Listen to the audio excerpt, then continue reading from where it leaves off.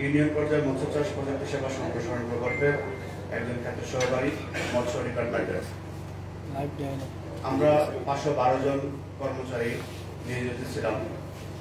তো এই প্রকল্পতে আমরা যখন জয়েন করি তখন আমাদের পিডি মহোদয় আমাদেরকে অনেক স্বপ্ন দেখিয়েছিলেন, বলেছিলেন তোমাদেরটা বাংলাদেশের মধ্যে সর্বোচ্চ কোন প্রকল্প থাকে সেই প্রকল্প তোমরা রাজস্ব দাবে।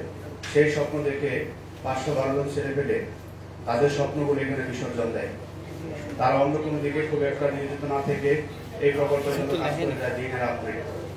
তার এই স্বপ্নের বলি হয়ে দাঁড়ায় সানাউল নামে আমাদের একজন বন্ধু। ওনার বাড়ি হচ্ছে টাঙ্গাইল সদর।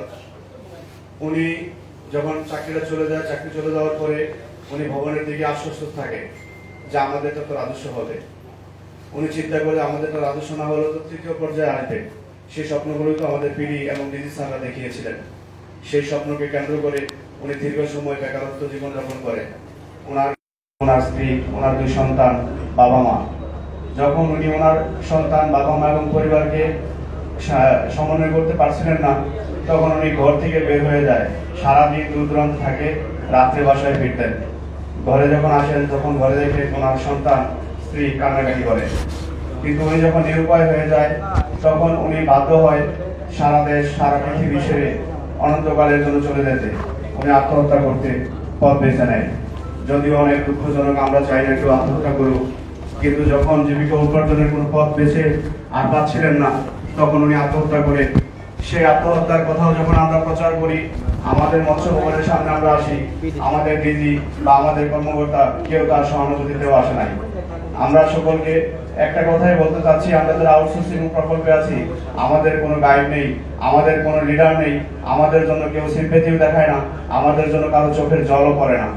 আমাদের চোখের জল পড়তে হলে আমাদেরকেই পড়তে হবে, আমাদের পাশে থাকতে হলে আমাদেরকেই পাশে থাকতে হবে, আমাদেরকে শক্ত অবস্থানে গেলে আমাদেরকেই যেতে হবে।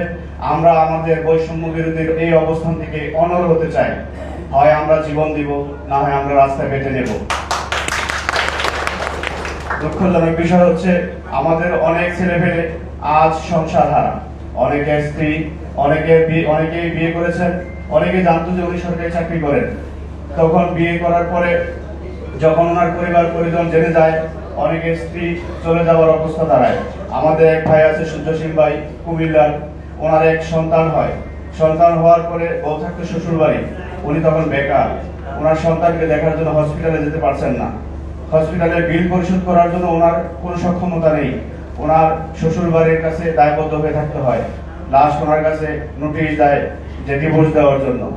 ওনার স্ত্রী ওনাকে বলে, ওনার ভালোবাসা খুবই, আমি যতটুকু শুনেছি ওনাদের সম্পর্ক নাকি খুবই সুন্দর ছিল, কিন্তু টাকা পয়সার জন্য স্ত্রীও ওনাকে ছেড়ে যেতে বাধ্য হয়। এরকম পরিবেশ পরিস্থিতি চলতে থাকলে হাজার হাজার পরিবার ধ্বংস হয়ে যাবে। এমন পরিবেশ পরিস্থিতি থাকতে থাকলে আমরা নিজে জেনে নরকের মধ্যে নিজেদেরকে নিয়োজিত করতে থাকবো। তাই সকলকে আমি বলবো, আমরা চলেন আমাদের হাতগুলোকে শক্ত করি। আমরাও তো এই দেশেরই নাগরিক, এই বাংলাদেশেরই তো নাগরিক। বাংলাদেশ থেকেই তো আমাদের জন্ম। তাহলে কেন আমাদের শিক্ষা ব্যবস্থা এমন করা হলো? কেন আমাদেরকে এইভাবে নিয়োগ দেওয়া হলো? আমাদের কি প্রয়োজন ছিল তাদেরকে? তারা যদি আমাদেরকে খাটাবে, তাহলে কেন এভাবে খাটাবে? আমাদেরকে খাটাবে, ওদের হয়ে খাটাবে, আমাদেরকে ব্যবহার করা যাবে না। আমি সকলকে অনুরোধ করবো, আমরা যাতে একটা প্ল্যাটফর্মে এসেছি, সেই প্ল্যাটফর্মকে যেন শক্তিশালী করি। আমি আমার শরীরটা কাঁপতেছে, কথা বলতে পারতেছি না।